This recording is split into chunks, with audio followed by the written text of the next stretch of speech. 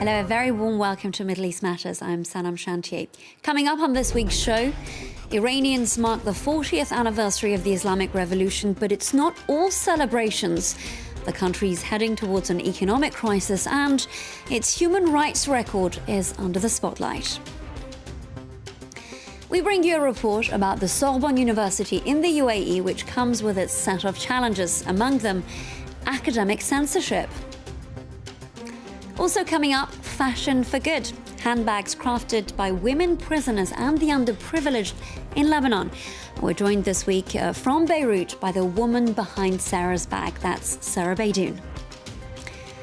Thank you for watching Middle East Matters. We start this week's show with Iran, where hundreds of thousands took to the streets to mark the 40th anniversary of the Islamic Revolution, which ended the monarchy.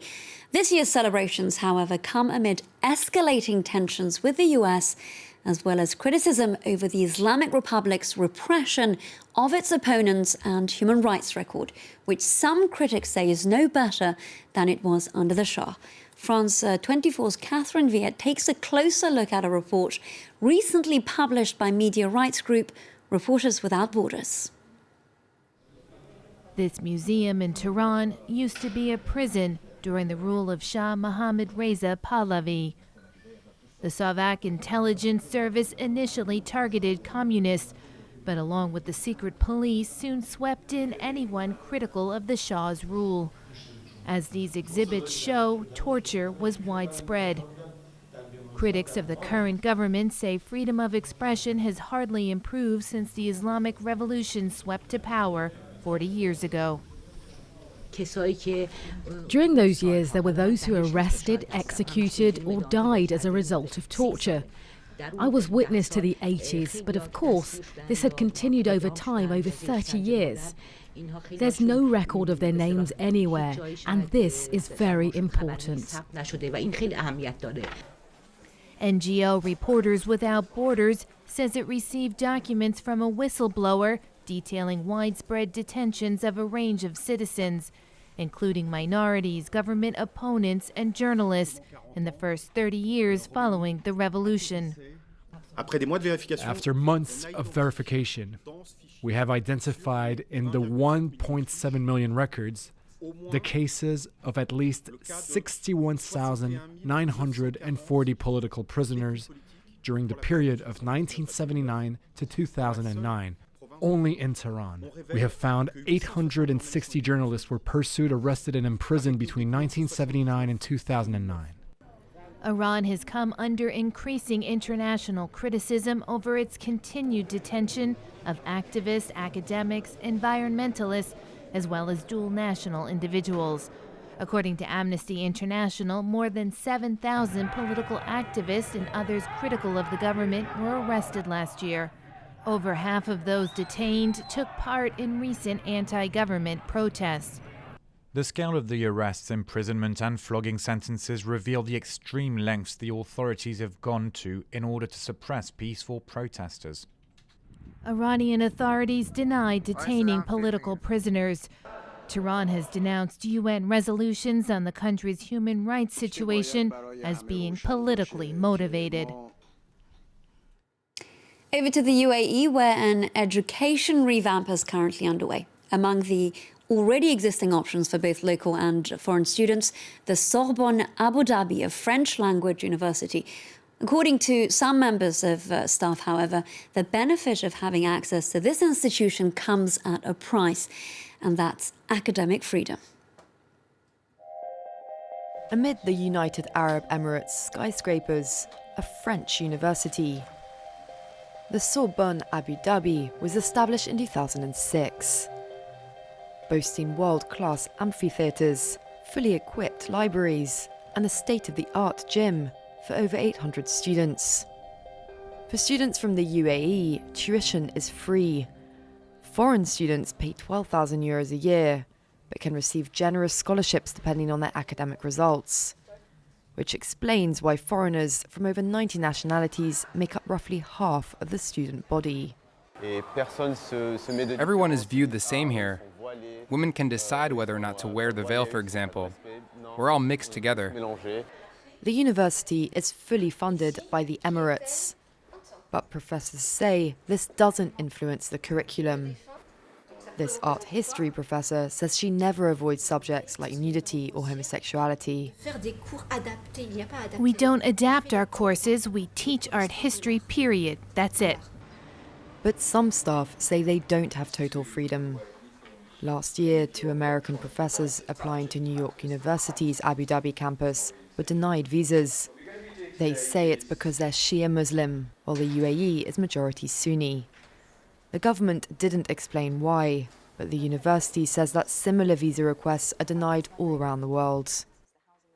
Governments have the right, whether they're American or French or Emirati, to grant people entry into the country, professors and students and who do not gain entry into the United States, and it does not reflect on those institutions. Certain departments at the NYU in New York have called for a boycott of its Abu Dhabi campus.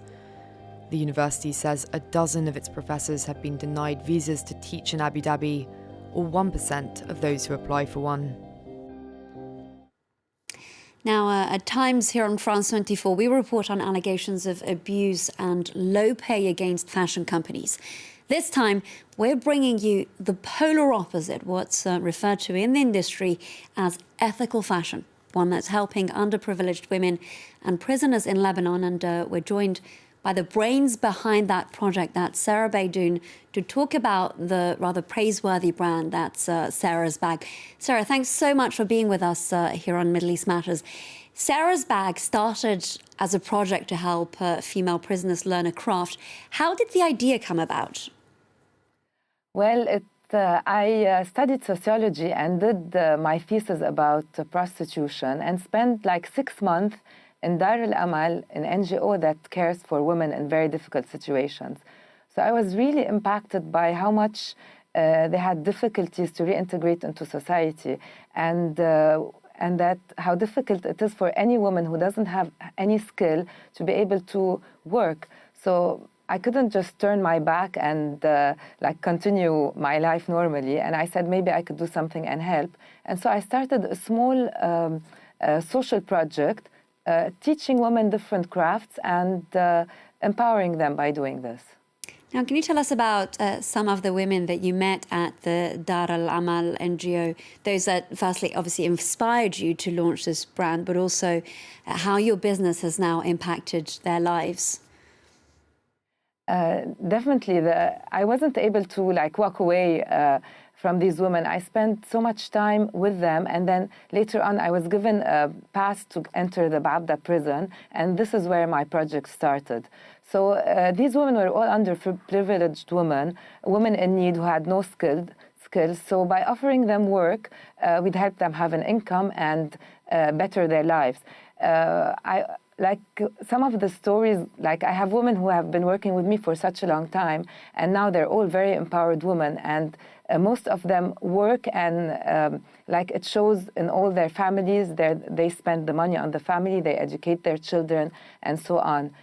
I do remember one of the first girls who started working with me, and she told me that with this needle that we had trained her in the prison, she was able to face the whole world. This was her arm. Just being trained by a needle was her arm to face the whole world and to get reintegrated into her society again.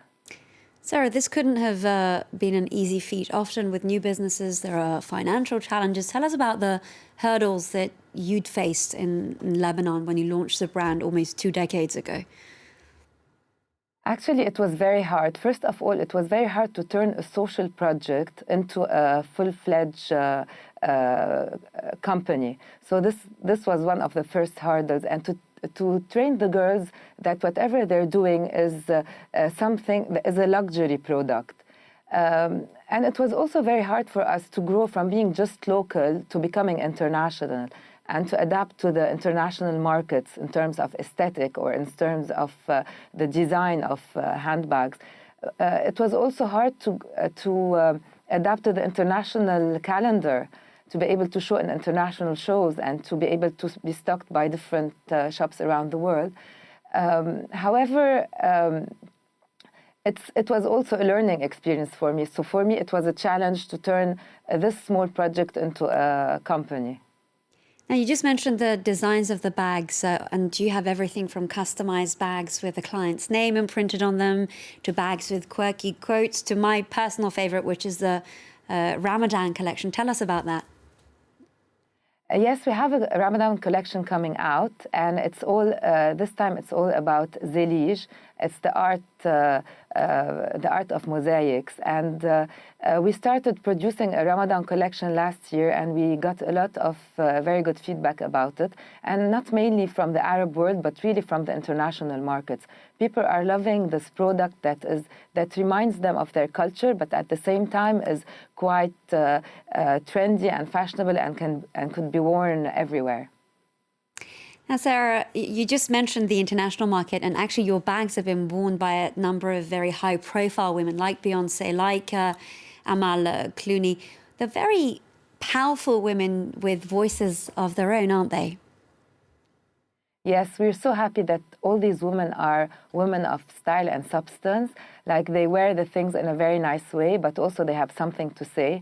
And I'm very sure that all of them are support the condition of women, and they're very happy that they're contributing to the project. Sarah Beydoun, I'm afraid that's all we have time for. Thank you so much for speaking to us here on Middle East Matters, and thank you for watching this edition of the show. Of course, you can reach out to us on Facebook and Twitter. That's Middle East Matters, France 24. Thank you for watching again.